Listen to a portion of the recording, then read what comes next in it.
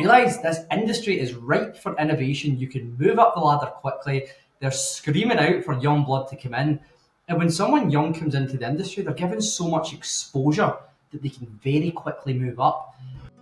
Welcome to People Make Roofing, a call to action led by Roofing Talent America and rooferscoffeeshop.com. We're tackling the industry's biggest challenges, from outdated misconceptions to the widening skills gap. Our mission? To show the next generation the true potential of roofing, including the diverse opportunities, endless growth possibilities, and a chance to make a lasting impact.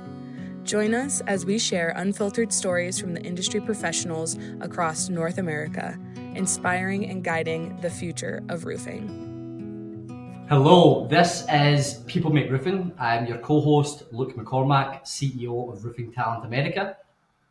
And I'm Heidi Ellsworth, the president of the coffee shops, Roofers Coffee Shop. And we are so excited to be here today for People Make Roofing with one of the leading, I'm going to say thought leaders and innovators in the industry. And that is Tracey Donels with Service First Solutions. Tracey, welcome to People Make Roofing. Thank you very much for both having me. I'm very happy to be here. Excited to see you both again. You've got such a great story that we are so excited to highlight. Why don't we start out with some introductions? If you could introduce yourself and tell us about your company. Excellent. Well, my name is Tracey Donels, like you said, with Service First Solutions.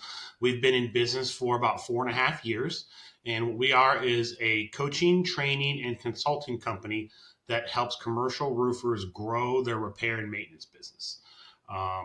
I've found through my 20 years in the industry that when you focus on repair and maintenance, it can be the lifeblood and eventually the fuel for your roofing company. And I think honestly take the stress out of a business.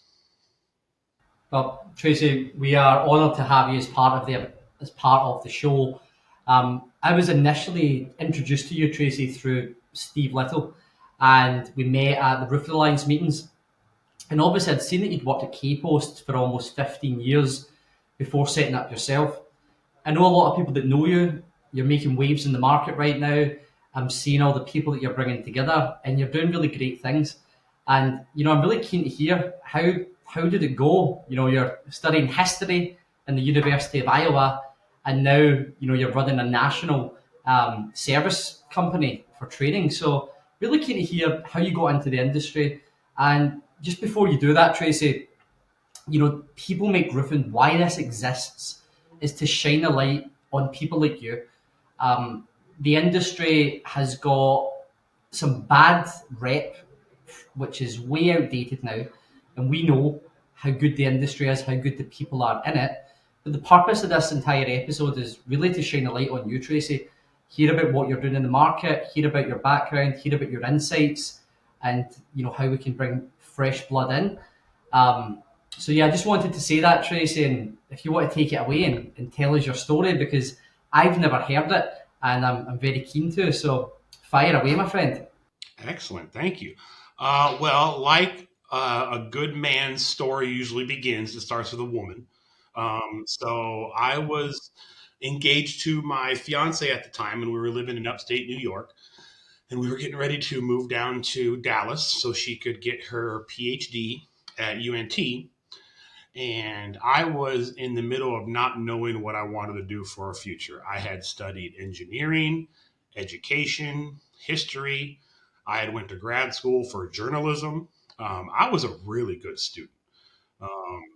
But I didn't know what I wanted to do. And I was too cheap to pay out-of-state tuition in New York. So when I moved when we moved to Texas, that was the same plan, was to find a job for a year and then eventually go back to school because I still had no idea what to do. And like most people, I didn't find roofing. Roofing found me. So we moved to Texas, and my beautiful wife's stepmother said, "Hey, we have this roofing company. It's fairly new. We need some young blood.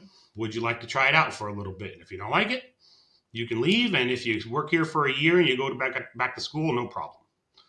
So I started at KPost April 1st, April Fool's Day, which my father-in-law always likes to joke about.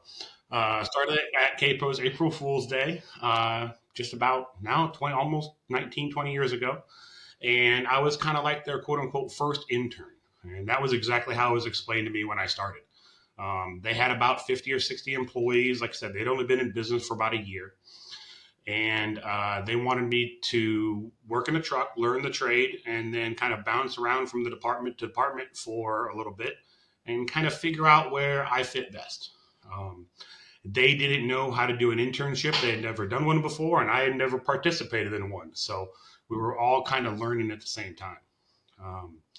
So I went in a truck. I did 3 or 4 re-roofs, spent 6 months or so on a service crew. Got very dirty, got to do a pitch tear off job, which I figured, if that doesn't make me a roofer, I'm not sure what does. And then I started in the service department. And that was my first, let's say, seat on my plan for my internship. And I never left. I sat down in that department as a kind of gopher, kind of scheduler. And we had 3 trucks. And before I knew it, I had been there for 2 years, and we probably had 6 trucks. And before I knew it, I was running the department, and we had 10 trucks. And before I knew it, we had 22, 23, 24 trucks doing $8.5, $9 million almost in repair and maintenance. And that's kind of how I got into it. I just kind of fell into it, but I really liked the job. I really liked the service aspect of the business. Being both in the office and the outside of the office. And I'm an extreme busybody. So that just really works with the service aspect as well. And what I say is I'm the dummy who started in the service department and never got out. And 20 years later, I'm still in the service department. So. Wow. And, what I think is amazing about that, Tracey, is that, just a bit longer than 10 years in the industry, starting from the bottom, you've now been able to set up your own company to service the industry nationally. Not everyone gets that, but you came working under the greats, Steve Little, KPost, Jane, who you know very well. How important is it to have mentors to grow your career? And then once you get to that level, how important is it to give back? Because Steve, Keith, Jane, they're all about giving back. Helped me massively. And, keen to hear your insights on that, Tracey. Mm-hmm. I learned, we all learned a ton from working there, right? That shop was, and still is a great place to come up in the industry because they do give back so much, because they do believe so much in education. I tell a story all the time when I was, learning how to really grow my service department. Steve sent me on a trip to Florida to tour 5 roofing companies in 5 days. And they were all service departments that were bigger than mine at the time. And I just got to walk in and say, I don't know I don't know nothing. Show me what works for you. Right. And it's like I came back from that 5-day trip with a PhD in roofing. And I'm happy now to count some of those customers that I visited, or people that I visited, as customers now. Right. So really believe in that education, believing in that mentoring, and believing in letting your people get out of the office. This is something that we were just discussing at Western States board meetings this week. So because I did work for KPost and Steve was always pushing us to do more, he got me involved in the MRCA, Midwest Roofing Contractors Association, very early in my career. And we started the YCC, the Young Contractors Council. Oh, man. It was about the same time National Women in Roofing started. When did the National Women in Roofing start? And Heidi? 2016. So we started YCC in 2016 through MRCA, and both of those were highly pushed by Mr. Little. And I remember being in that first meeting, and what I learned from getting out of my office and getting out from my leaders and my mentors was there's all kinds of ways to be successful. And that really helped grow myself. And that's one of the reasons that I believe so much in young people's organizations and, education just in general, because I know what I benefited from the education that I've received in this industry, whether it be YCC or FEI through NRCA. I went through that program when it was pushed through by Steve. But you need to have someone out there pushing you, right?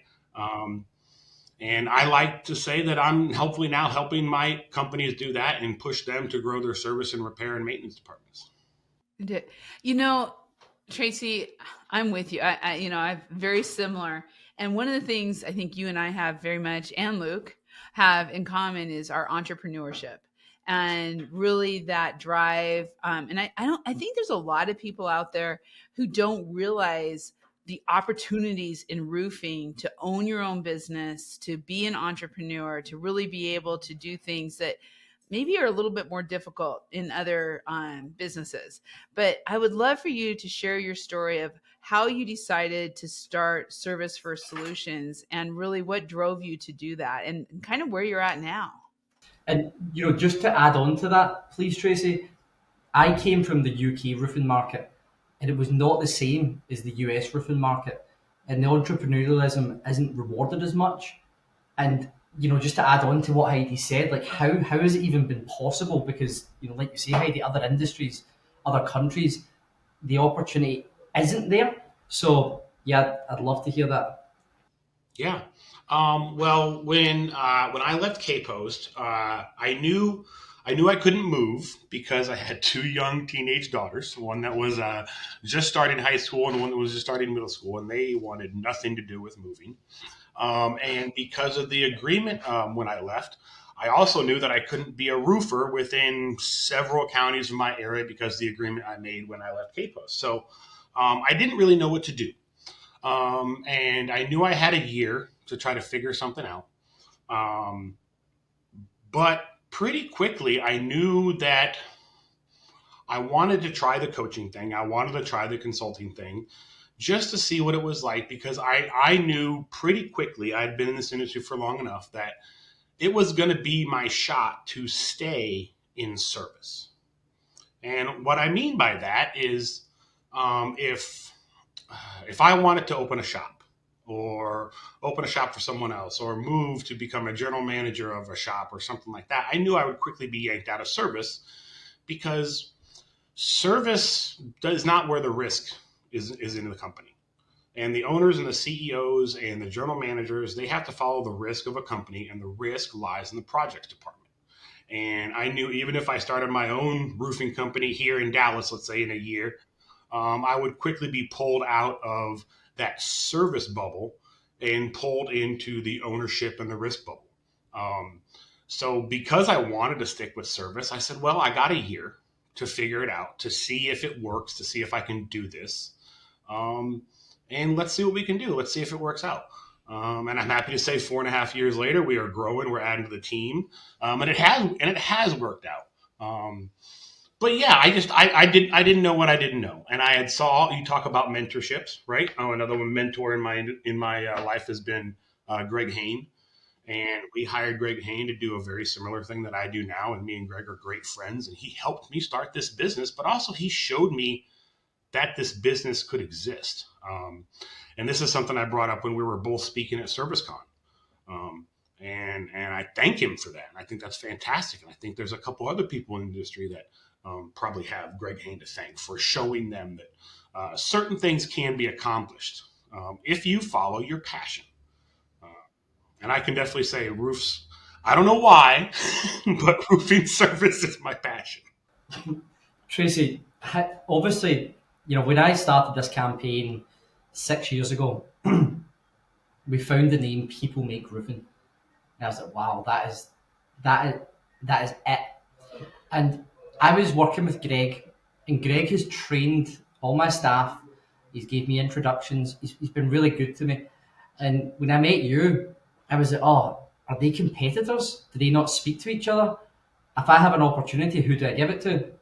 And then I seen a post on LinkedIn, and it was you and Greg, selfie. This is my mentor. And, a lot of people would think that it's competitive, it's cutthroat, someone needs to lose for me to win.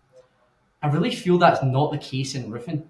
And the people in roofing are constantly putting their arms around each other, trying to help each other up. And I was really surprised when I seen, the relationship that you and Greg have. For someone who doesn't know the roofing industry, doesn't know the people within it, how would you describe that community, that camaraderie, and that sort of mentorship, which is literally everywhere in this industry? Yeah, it's very different, and I think that has a little bit to do with, like you said, specifically the industry we are in. Um, this industry, because we are in the industry of a need, not industry of a want.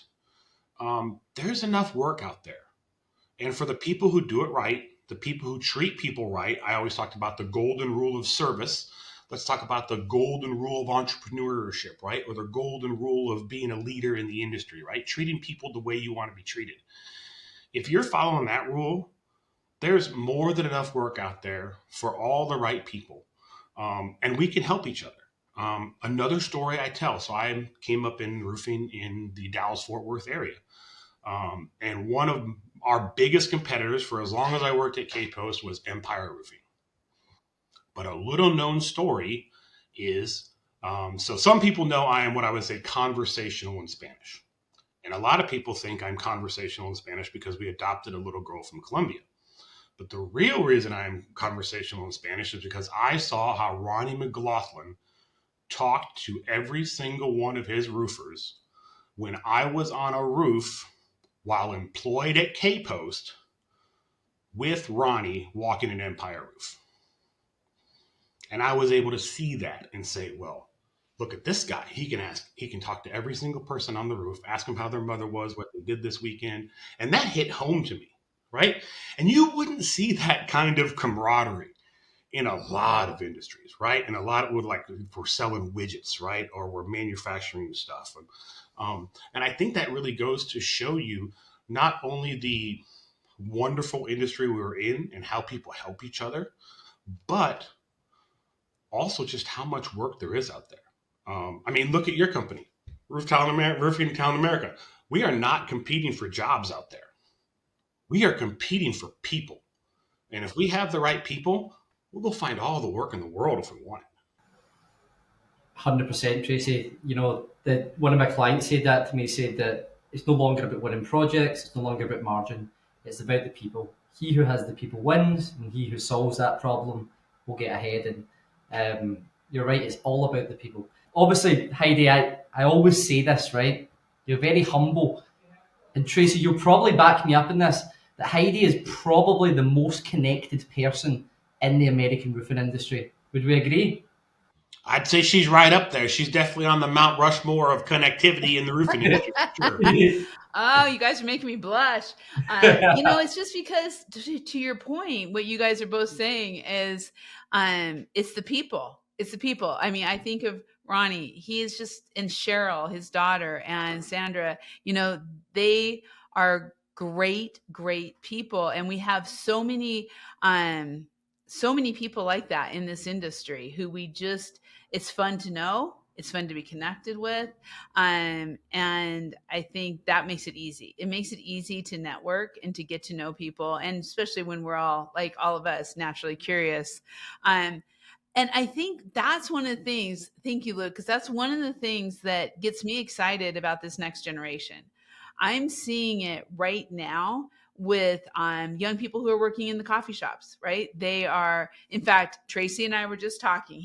Was recruiting to say, hey, Heidi, you need to have some of your folks on the YCC of MRCA. In fact, I think that was Megan you were talking about. And then the Western States was like, we want Alex to be involved with us on the young. And so really bringing the young people in. Tracey, how can we do better? I mean, when you have folks like Luke and what he's doing, bringing so many people outside of roofing into roofing through their finding the talent, but what's some of your advice for companies out there in attracting young people to this industry? So I talk a lot about, you have to set up a career path, right? Nobody wants to be a roofer anymore. So not only do you have to sell them on the industry, just as hard as you're going to go out and find the next customer, you need to be spending just as much time, energy, and commitment going out and finding your next employee. But when you find them, you really have to have a career path for them. And not everybody wants to be the CFO or the CEO or the owner or something like that. But this really gets down to knowing your people, right? and knowing what you need and finding the right people and saying, well, how do you see yourself growing with a company, right? And checking in with them often. And, you know, it's just, you have to spend just the time finding them. Like I said, I mean, I have nephews that I can't convince to come into the roofing industry, that are trying to get, you know, jobs in the electrical union or waiting to hopefully not get laid off working for a agricultural company in the Midwest with green colors. I'm not going to say a name. Um, but you know, you have to sell them on the industry just like you would a customer. Because nobody says, "Oh, I want to be a roofer when I grow up," right? And even when we're responding to um, an ad in the LinkedIn or something like that, if you're not a roofer, you're never going to look at that job and say, "Ooh, I want to be a roofer," right? I mean, this is why I see a lot of my customers taking the word roof out of the job posting. We're not looking for roof service technicians. We're looking for construction technicians. Once they come in, we'll tell them they're going to be working on a roof. People see roof and they think a residential roof. They don't even know flat roofs exist. Yeah. So honestly, like this is literally why people make roofing started, because people look at the industry and they think it's unsafe, dirty, no career prospects, no money to get made, and it's so not true. And then when you look at the younger generation, right? You look at parents, teachers, career guidelines counselors. They probably think the same. So there's no one saying you should join roofing. When I joined the industry, I where I grew up. I didn't grow up in poverty, but a lot of the people that I was friends with, they did, and I was sort of in those sort of circles. And there was a lot of people that they didn't really know what to do with their lives, and they didn't necessarily have the most commercial acumen. But after coming into the industry and seeing so many people that, okay, you're maybe not the best in the world at maths and history, but if you can graft for 3, 4 years, where you can go can blow your mind. It'll take your family out of poverty. It gets you off the tools. You can be a business owner, a project manager. You can be in marketing, sales, operations. And I thought, how do I do this? How do I actually show these people that the path exists? Because there's career path maps and there's tables and all that. But I thought, I'm going to shine the light on the people that make roofing and ask them, how did they get here? And so many people, they started as roofers and they became managers, executives, and they really changed their family's life. So my way of trying to do it is this campaign, and you are supporting it, Tracy. You're massively supporting it, Heidi. Um, and I think that shine a light, show the success stories, and there is so many out there. And I think as well, the industry's changing as well. It's not all like hot mop stuff anymore. There's lots of new application methods, and with the competition, there's so much more money to get made as well. So the end goal for us with People Make Roofing is the Roofing Careers Hub. And to your point about Ronnie, Tracy, I want it in English and in Spanish, and I'm taking up a Spanish tutor soon. And we basically just want to give it to school teachers, parents, career guidelines counsellors, associations, a free asset that shows the career paths, the average salaries, the money that can get made, but most importantly, the interviews from the people that make roofing. And hopefully a few people can watch that. You know, maybe a principal sees it and thinks, wow, you know, this is really can make a difference for my students. Let's start engaging with cleansing. Let's bring Tracy in to speak to the students about what a career could be. And I think globally, the industry has turned a corner a few years ago. And I think we've got a lot of momentum with a lot of people getting their face out there, getting behind camera, going to careers, and you know what the alliance is doing. And you can speak on that, Heidi, is absolutely phenomenal. And I think that there's a lot to get done, but I think we're doing it, to be honest. I think a lot of people are doing it. And I think America's leading the way. So full steam ahead. Well, yeah, no, I think so too. I really think we are seeing the shift. But one of the things, Tracy, I've heard you speak a couple of times this year, and I'm always inspired by what you're saying and what you're doing to help the companies. And one of the things that I see like if we're looking in the future, right? If we're kind of looking in our crystal ball, is that roofing's going to become more automated. We are definitely going to see robotics at some point, and it really is going to come down to these service technicians who are maintaining the roofs, who are making sure things are right. And that really opens up for everyone. Old days, well, if you couldn't lift this much, if you couldn't do that much, it might not be a fit. But we're going to be looking for people who are going to be able to maintain machinery, who are going to be able to be, really detail oriented on making sure things are going. What is some of your advice to young people coming out of school, really to look at the industry different from when you started in it, from when I started and Luke started in it, to where we're going? I mean, this is a different career path than it used to be. Oh yeah, I mean there was nothing official, right? Back when we started, right? It was just somebody saying, "Hey, do you need a job?" or "I believe in you," or "Hey, we need help," or whatever happens to be. And now look at all the things you have available, just like Luke said, right? Working with high schools. Shout out to Skills USA. That's actually coming up in Atlanta, right? I've been seeing all the state competitions all over LinkedIn. That's fantastic. I know ABC in a lot of markets is doing great stuff with subcontractor education and reaching out to trade schools and stuff like that. Um, there's so much more out there, but to Luke's point, everyone's getting smarter now, right? It's not like, oh, the roofers are only ones that figure it out that, we're going to need help in a few, right? It's the roofers, the electricians, and, everybody else like that, the framers, the plumbers. And this service is where the economy will go because products products will get automized, right? And driving will be automized, right? But there will still be a lot of services that will be still face to face and still need people for a while. I mean, all the drone technology is great, but they're not going to replace boots on a roof for quite some time, especially in the terms of a leak or something like that. So there's all kinds of industries you can get into. There's all kinds of programs you can. I mean, hell, Clemson, right? They're doing roofing education, right? There was never roofing education when I went to Iowa for engineering, right? So there's just there's way more. There's different ways to get involved and talk to people, right? Go do an internship at a roofing company rather than just oh, I'm an engineer, so I'm going to go do this or go do that or go do this, whatever happens to be. Pick the I don't want to say the most competitive industries, but that's what they are. They're the most competitive industries, and unfortunately for us, but also fortunately for some of us right now, the roofing industry right now is not the most competitive. You can come out and you can shine. I love that insight on it as well, because when I speak to young people, I feel like grabbing them by the ears and I'm like, do you not realise this industry is ripe for innovation? You can move up the ladder quickly. They're screaming out for young blood to come in. And when someone young comes into the industry, they're given so much exposure that they can very quickly move up.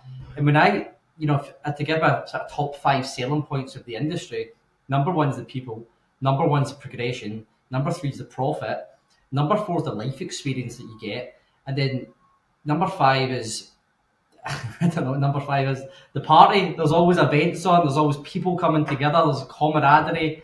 It's it's like no other. If it wasn't for roofing, I would still be back in Scotland. If it wasn't for roofing, my dad would maybe never have got out of his hometown back in the day. So roofing's given me a lot, and I'm trying to dedicate myself to give back, like you two guys are, and it's an amazing industry. And I think that someone might watch this podcast and think they're just speaking that roofing's great, but honestly, it's real. It's the truth. We've given our lives to it, and we've come out better from it. And if someone's watching this and they're not sure about roofing, like look at Clemson, look at Skills USA, look at all the jobs that are out there, the money that people are paying. Look at people's LinkedIn profiles and look at the progression that they've went through, and it's literally all there right now, ripe for innovation, not too competitive because of the skills shortage, the generation gap, the workers that are retiring, the owners that are retiring, and the amount of new companies. We've got private equity money rolling into the industry. They know what they're doing. It's like best kept secret ever. But the more I talk about it, the more recruiters join. So I'm trying to stop that happening. I have to bring up one thing because I think it fits so much into this conversation. And last fall, we had the Young Roofers competition that was international with the IFDS. And you were there, Luke. I was there. And Tracey, KPost had a team there.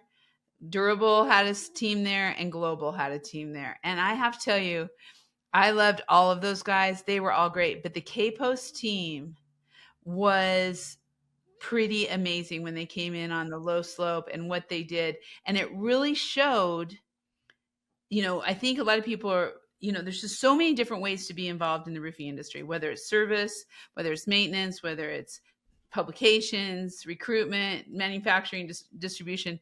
But these young men came in, they work the roof, they're foremen, they every day, and they're doing amazing things.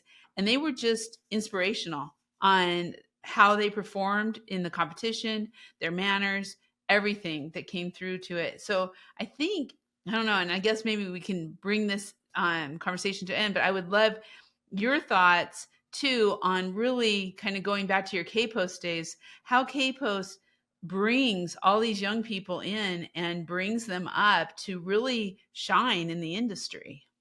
Yeah, well, it really goes back to that education, right? And getting to know your people and setting up the vehicles for education, right? I work with a lot of service departments. We talk about setting up a training program. And I said, well, yeah, I'm going to train my people. I said, no, you need a plan and a schedule, right? That's your vehicle for training. Now we have a path we're going to stay on. And they had a lot of that, right? Whether it was, when I first got started, who it was, and, it was, kind of, all thrown together, right? But eventually it grew into KPost University, where we would have 10 to 12 people take 6 months worth of classes that were put on by various executives, right? Throughout the year. And we would teach, the young people in of our company about the industry and get them to know more about what other people do and stuff like that. Roof tours, right? Not nearly enough people that work in roofing offices get out on roofs, right? Education, right? Whether it's through education of NRCA, right? Whether it's Roofing 101 or the TRACK program, which is a fantastic value, or all the other options they add. We've talked about FEI through NRCA. There's EMI through NRCA. But really setting up that program and giving that education, because if you don't get the education, people would never realize that the opportunities are out there, right? And also be willing to try it out, right? I didn't know what I wanted to do coming out of college. I just know I wanted to enjoy what I did. So if I would have never said, oh yeah, I'll give this a shot, I never would have found roofing, right? So just be willing to try something new, be willing to meet someone you've never met before, and be willing to, show up, right? My mom's actually here today. She's going home. She had her here for Western, but my mom always said, half of life is showing up, right? Show up, participate, give it a shot, and see what happens. But no, if you have those educational programs for your teams, and even for the young guys in the field, right? Field guys need to have a pay plan, right? What's your future here can't be, well, just keep working and hopefully you'll get a raise every so years, right? Every other year, whatever happens to be. All these project managers, salespeople that we have growing through the industry, we're putting them on compensation plans and pay plans and bonus plans. And we need to do that same thing for the field guys. So we know, oh, if I do X, I get Y. Or if I get these 3 certifications and I perform admirably, I'm going to get whatever it happens to be. There has to be a plan for advancement, whether that is advancement monetarily or organizationally. And they had plans. And that helped a lot. And that's why they are one of the best out there. And that's why you are in the position that you are now. And why Steve and Keith and Jane are legends of the industry. So I think that's so beneficial for any other roofers listening in. KPost have certainly set an example. but they're everywhere now. There's so many clients that I know that have got the universities, they've got their onboarding, their training, and that's because the industry comes together. No one keeps it for themselves; they share it with everyone else. And I know that you've got an event coming up as well, Tracey, where it's you're bringing all your customers together to share knowledge, best practice, and I'm sure we'll be hearing a lot more about that when you put that out. Very excited to be there, and long may it continue, Tracey. I'll be catching up with you over the next few days anyway. But honestly, Tracey, this conversation could go on for hours. Really enjoying the flow, everything you've got to say. You're successful, you're humble, you're a good person, and we appreciate you. So thank you, Tracey. Thank you very much. And I look forward to seeing you guys both at FRSA in a few weeks. We will see you at FRSA. And I have to tell you, I agree with Luke. This has been absolutely phenomenal. Tracey, you are an inspiration in this industry. Thank you so much for all you do. Well, thank you both for the help you guys have provided. It is very important. And like Luke said, I was definitely a beneficiary of the program at KPost for sure. Well, thank you for listening, guys. Stay tuned for our next People Make Roofing episode coming up soon. Available on my LinkedIn, Roofers Coffee Shops, YouTube, Facebook, all social media assets. If you have an amazing story or know someone who has an amazing story to share, please do let us know. But thank you for listening. Thank you so much. We'll see you next time on People Make Roofing. Thanks for listening to People Make Roofing. Together with Roofing Talent America and rooferscoffeeshop.com, we hope to shape the future of our industry. Share this episode and keep the conversation going because people truly make roofing.